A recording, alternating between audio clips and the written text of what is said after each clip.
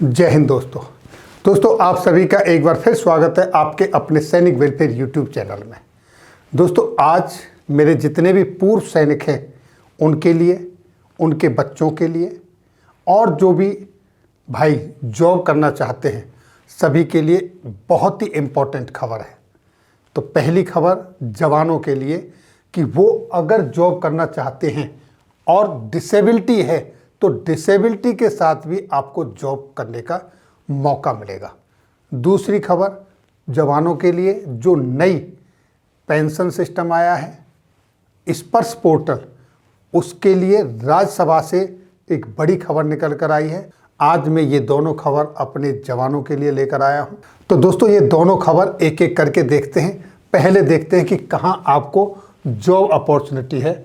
जैसा कि आप यहाँ पर देख पा रहे हैं, ईशक यानी कि एम्प्लॉयज स्टेट इंश्योरेंस कॉरपोरेशन, कर्मचारी राज्य बीमा निगम, यानी कि ये दोस्तों recruitment of social security officer SSO oblique manager grade 2 superintendent in ESIC employees state insurance corporation, यहाँ पर जॉब करने का मौका है। और देखिए दोस्तों ये जो डिटेल्स ऑफ वैकेंसी आपके सामने दी हुई हैं, किस किस कैटेगरी को कितनी वैकेंसीज हैं वो आप यहाँ पर देख सकते हैं। अनरिजर्व के लिए कितनी हैं, schedule caste, schedule tribe, OBC और एक्स सर्विसमैन, इस तरीके से आप यहाँ देखेंगे। दूसरा देखिए दोस्तों स्केल ऑफ पे, यानी कि पेमेंट का क्या स्केल है। जो पे लेवल 7 का पे स्केल है मैट्रिक्स के हिसाब से, 7th पे कमीशन के हिसाब से, उनके लिए है 44,900 बेसिक से स्टार्ट है और 1,42,400 तक है। यानी कि स्टार्टिंग में आपको सारा सब कुछ मिला के अगर हम लमसम की बात करें तो 70 से 80 हज़ार के बीच में मिलेगी आपकी सैलरी।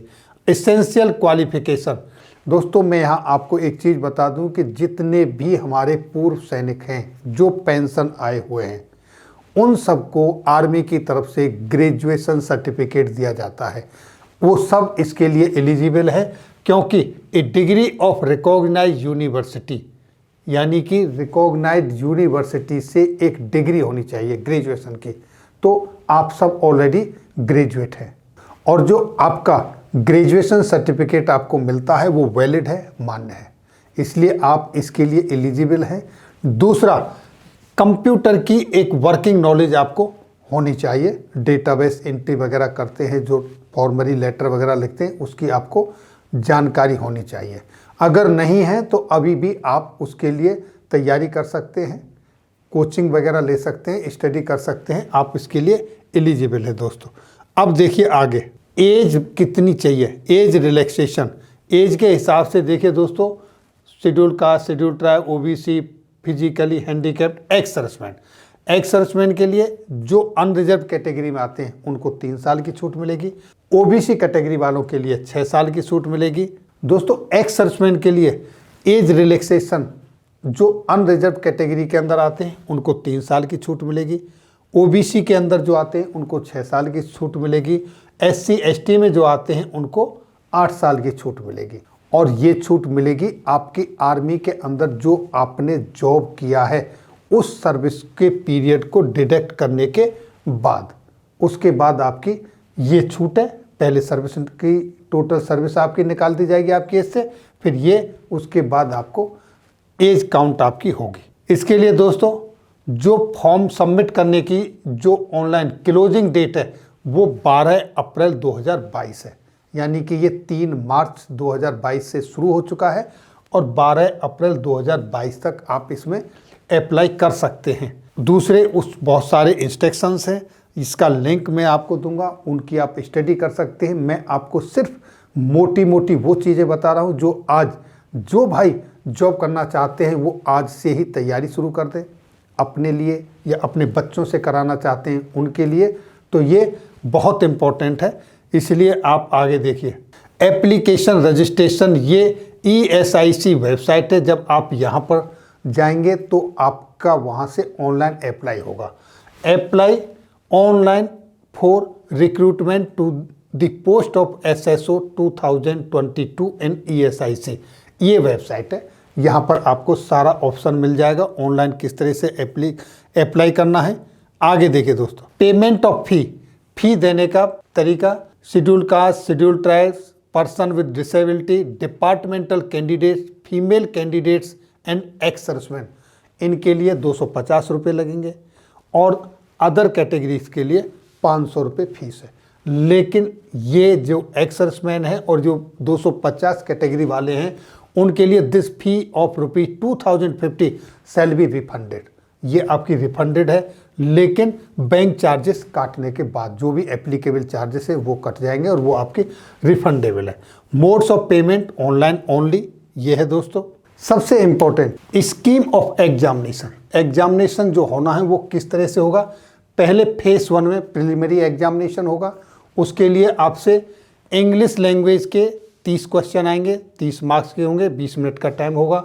उसी तरीके से रीजनिंग एबिलिटी के लिए 35 क्वेश्चन, 35 मार्क्स, 20 मिनट्स का टाइम होगा।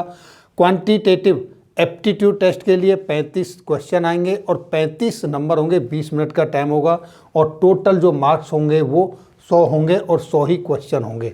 इसमें जब आप फेज 1 का एग्ज़ाम दे देंगे तो आपको 1:10 यानी कि एक वैकेंसी के अगेंस्ट में 10 कैंडिडेट को लिया जाएगा।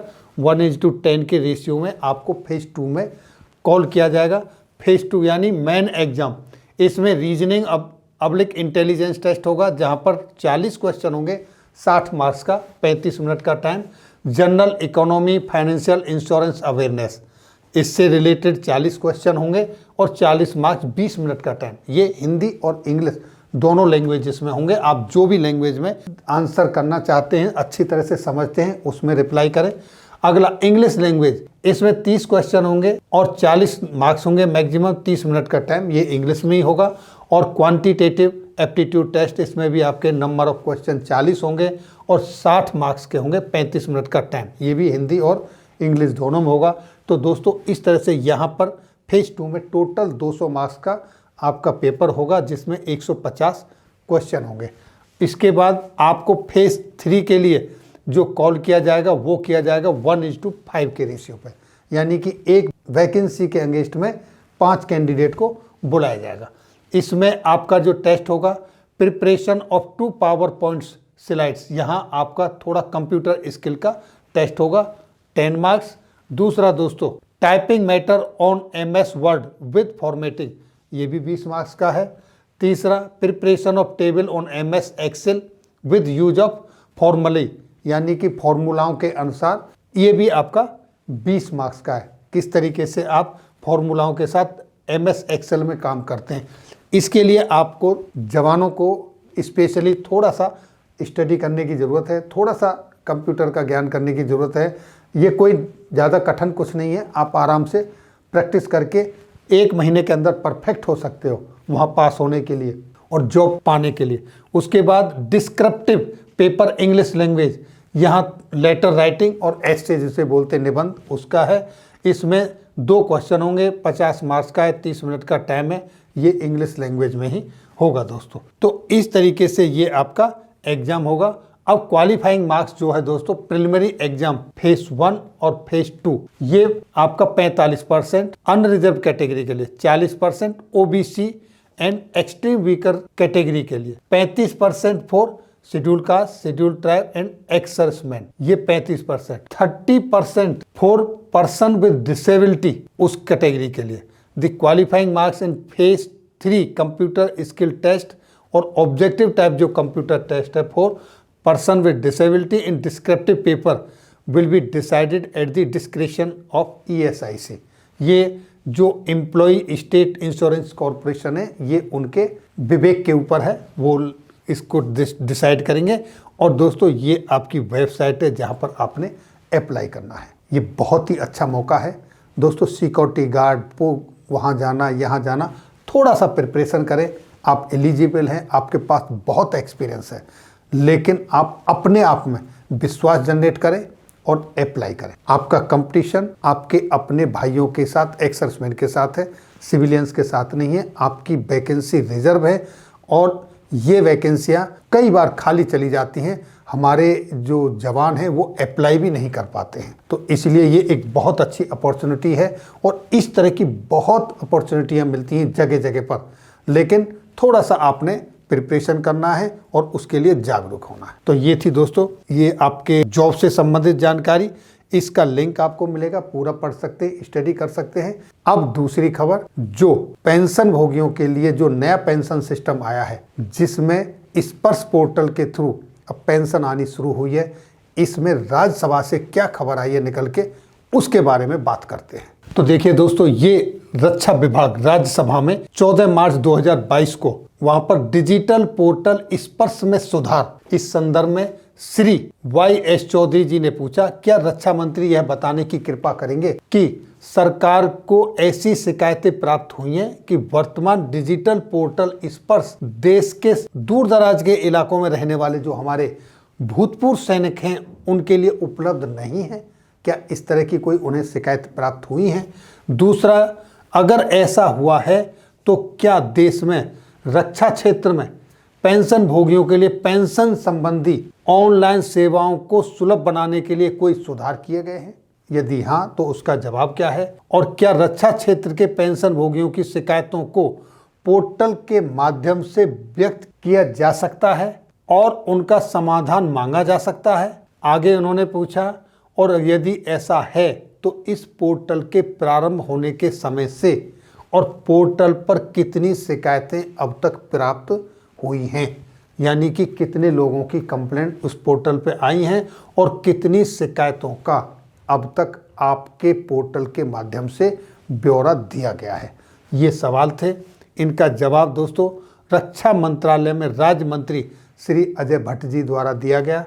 उन्होंने कै और ख जो सवाल थे उनमें बताया, भूतपूर्व सैनिकों से स्पर्श पोर्टल की गैर उपलब्धता के बारे में कोई भी शिकायत प्राप्त नहीं हुई है, यानी कि ऐसी अभी तक उनके पास कोई शिकायत नहीं आई है कि जहां पर इसकी स्पर्श पोर्टल की अवेलेबिलिटी ना हो। दूसरा, पोर्टल को प्रयोगता के लिए अनुकूल बनाने और भूतपूर्व सैनिकों के लिए सुलभ बनाने हेतु इसमें नियमित रूप से काम किया जा रहा है। R&D यानी रिसर्च एंड डेवलपमेंट, इस पर काम चल रहा है। आगे बताया दोस्तों, रक्षा कार्मिक अपनी शिकायत स्पर्श पोर्टल पर दर्ज कर सकते हैं, इसका ऑप्शन है। उसके लिए पेंशन भोगी जिनको स्पर्श पोर्टल के लिए लॉगिन करने का अभी तक जो मैं पहले बता चुका हूं कि आपका लॉगिन करने की ID और आपका पासवर्ड प्राप्त नहीं हुआ है, ऐसे लोग भी ये वेबसाइट दी गई है, यहाँ पर कंप्लेंट कर सकते हैं। यानी सिर्फ वही कंप्लेंट नहीं कर सकते जिनको लॉगिन करने का PCDA की तरफ से, स्पर्श की तरफ से जिनकी यूजर ID और पासवर्ड भेज दिया गया है, वही लोग नहीं। जिनके पास नहीं भेजा गया अभी तक, वो लोग भी अपनी शिकायत इस पर कंप्लेंट कर सकते हैं। जिनका डेटा अभी तक स्पर्श में ट्रांसफ़र नहीं हुआ है, वो लोग भी। और इस पोर्टल के प्रारंभ होने के समय से इस पर प्राप्त हुई शिकायतों की जो स्थिति है, उन्होंने बताया 14 जुलाई का रिप्लाई है। 14 जुलाई तक कुल जो शिकायतें उन्होंने मिली, बताया 6,128 शिकायतें उनको इस पर प्राप्त हुई हैं अब तक, जिनमें से 2,237 का निपटारा वो कर चुके हैं। तो दोस्तों बाकी 3,891 शिकायतें अभी सामने हैं, उनके बारे में क्या रिप्लाई आती है वो उन पर वर्क चल रहा है। तो दोस्तों ये थी जानकारी भूतपूर्व सैनिकों तो दोस्तों ये थी जानकारी पूर्व सैनिकों की जॉब संबंधी और जो नया पोर्टल आया है पेंशन का स्पर्श, उसके संदर्भ में। तो दोस्तों फिर मिलेंगे इसी तरह की नई जानकारियों के साथ अगली वीडियो में। तब तक के लिए जय हिंद, जय भारत।